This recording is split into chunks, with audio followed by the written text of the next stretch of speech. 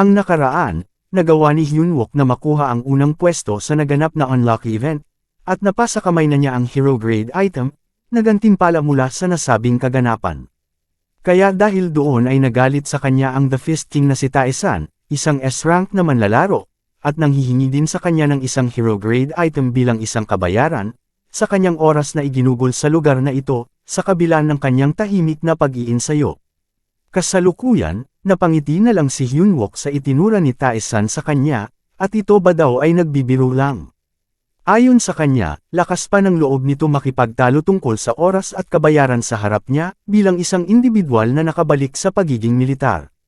Hindi naman nagustuhan ni Tae-san ang naging reaksyon ni Hyunwook, kaya lalo pa nitong nilakasan ang ipinapalabas niyang aura. At kanyang sinabi na kung napagtanto na ba ng ating bida kung kaninong oras ang lakas loob nitong ginugulo. Kung saan sinagot naman siya ni Hyunwook na, "Hoy, Tae-san, ayusin mo ang sarili mo, ang iyong kontribusyon, pag-iinsayo at kung ano pa ang iyong mga nagawa ay hindi na yan mahalaga, kaya mas lalo pang dumilim ang kanyang mukha." Ayon pa kay Hyunwook, dahil kung kailangan kong mabayaran sa lahat ng oras na ginugol ko sa pakikipaglaban ng Desperado, sabay alaala sa mga nangyari sa nakaraan niyang buhay. Sa kabila ng kanyang paghihirap at pagsusumikap para ipaglaban ang sangkatauhan, at maging ang kanyang mga kasamahan, ay wala naman siyang natatanggap na gantimpala. Mas lalo pang nagpintig ang kanyang tainga, mula sa kanyang mga narinig sa ating bida. Kaya hindi na talaga niyang nagawang pigilan ang kanyang sarili at kanya na itong minura at sinugod na lang bigla. Ramdam ang malakas na atakeng papalapit sa kanya, lakas loob pa rin siyang matatag na nanatili sa kanyang kinatatayuan, at matapang na hinarap ang papalapit na suntok ni Tae-san. Subalit nang malapit na sana siyang matamaan, ay may boses silang biglang napakinggan, at si Tae-san ay pinipigilan sa kanyang kahangalan. Nagulat naman siya at napalingon na lang bigla, na may halong pagtataka at sinabi ang pangalan ng nilalang na tumawag sa kanya, si Hina. Maging ang ating bida, ay napalingon rin ng may pagkabigla, habang nakatutok pa rin ang equipment ni Tae-san sa kanyang mukha. Napatanong naman ang Commander Battalion kung ano ang ginagawa nito, dahil ang tarangkahan ay tuluyan naman ang nagsarado. Si Hyunwook naman ay napangisi na lang, dahil tamang-tama lang ang timing ng kanilang pagdating.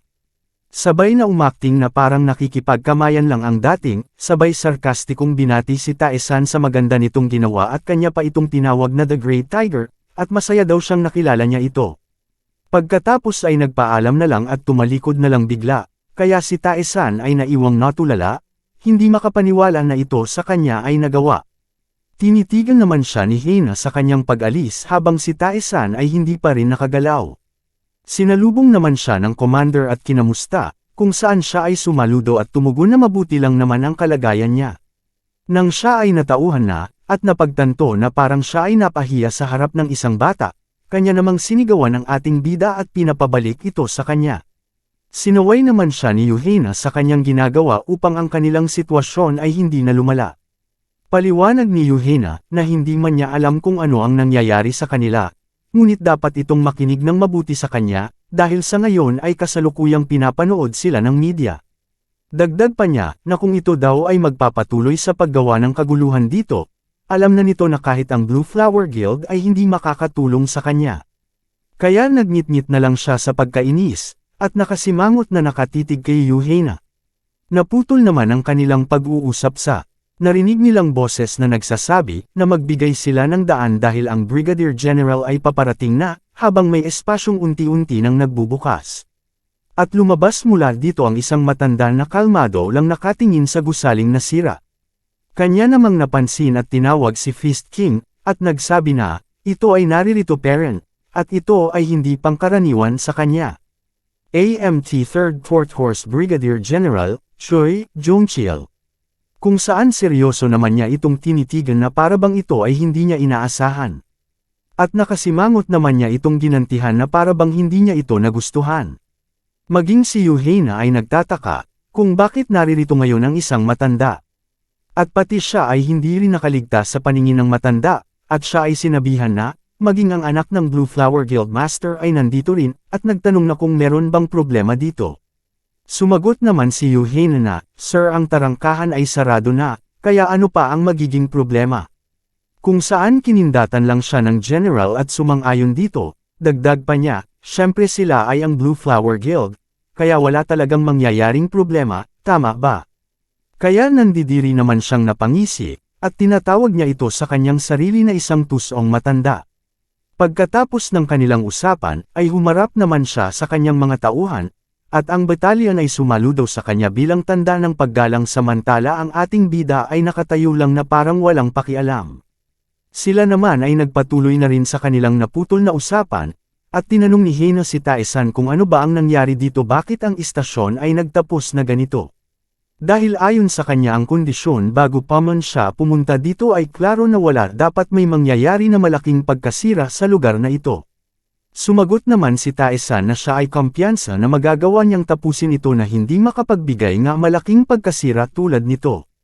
At tumalikod habang patuloy pa rin sa pagsasalita na hindi siya ang sumira sa istasyon, at hindi rin siya ang naging rank 1 sa nasabing raid. Kaya si Yuhina ay natulala, at nagsabi na kung ano ba daw ang ibig sabihin nito na hindi ito ang naging rank 1. Hindi naman na siya sinagot ni Tae-san, at ito ay patuloy na naglalakad, at ang tangi niya nalang pahabol, ay kanya nang nagawa ang mga kondisyon na ibinigay sa kanya ni Yuhina. Kanya na rin itong seryoso na nilingon at sinabi na, siguraduhan lang nito na tuparin ang ipinangako nito sa kanya. At lumipad na lang bigla at mabilis na nawala habang iniwanan ng isang makapal na alikabok si Yuhina. Habang tinatakpan niya ang kanyang mukha, siya ay nagtataka kung bakit ang isang dakilang S-rank ay hindi nagawang maging first rank sa isang mahinang level 15 na unlucky event.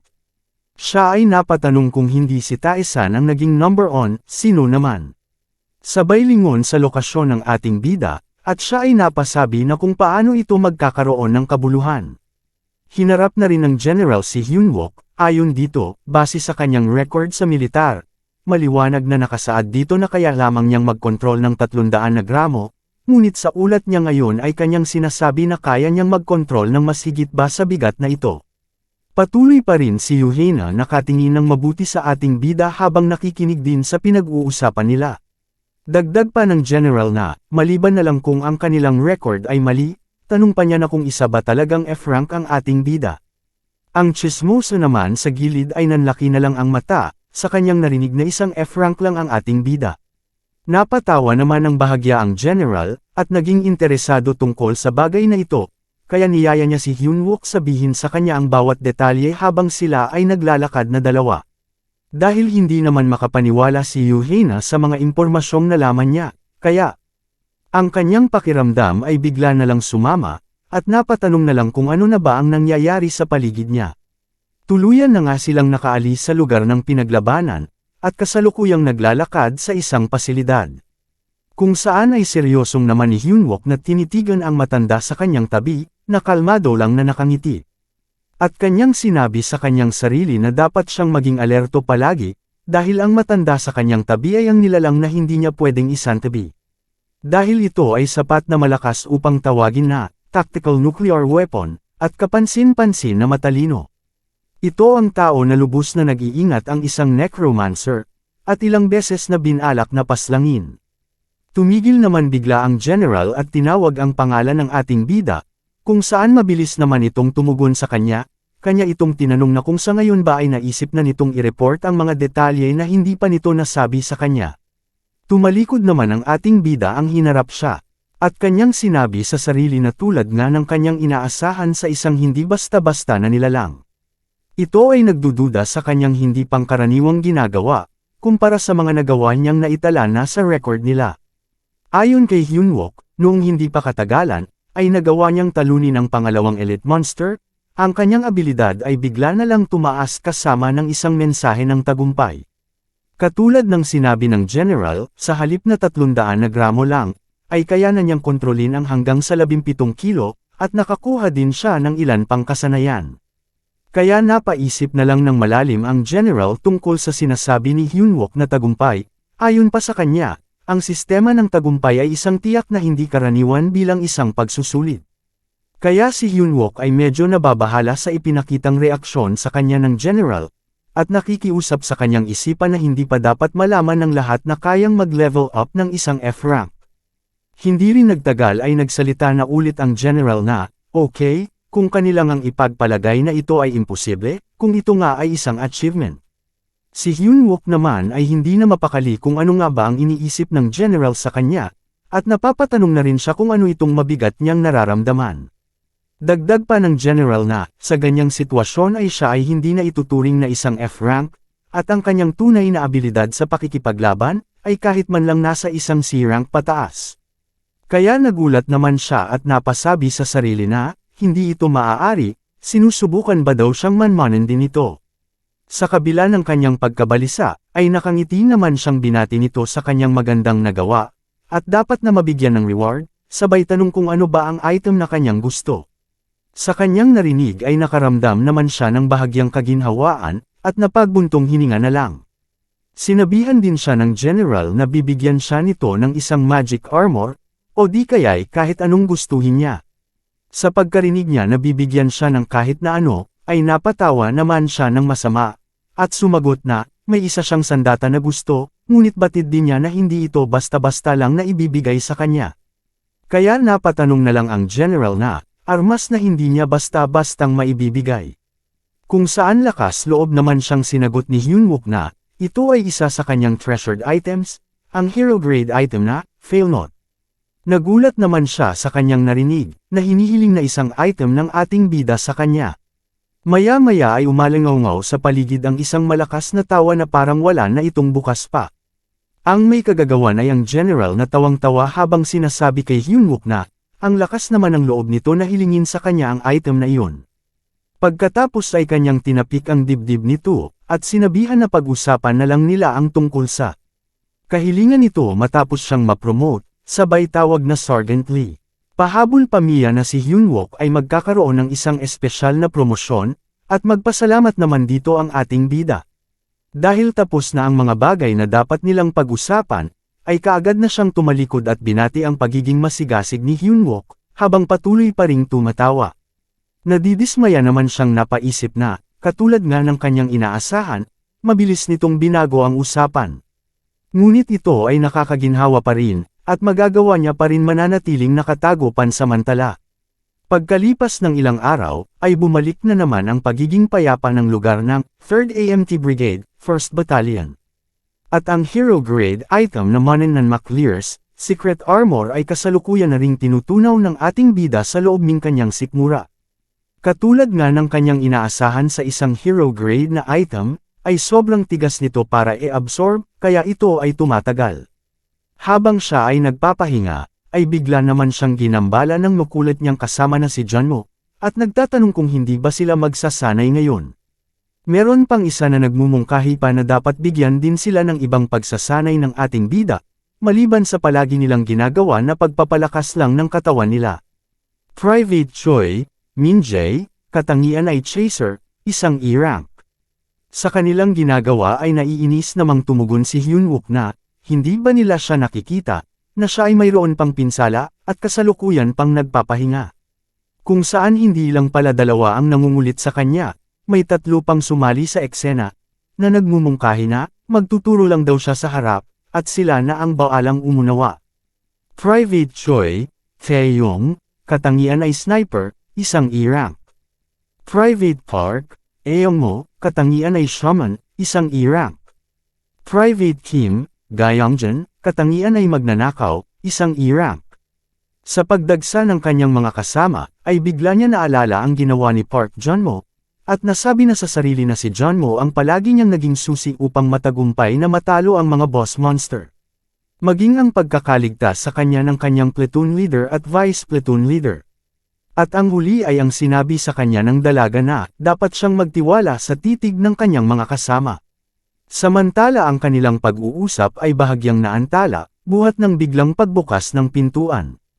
At pumasok ang isa pang sundalo na kanila namang sabay na tinitigan.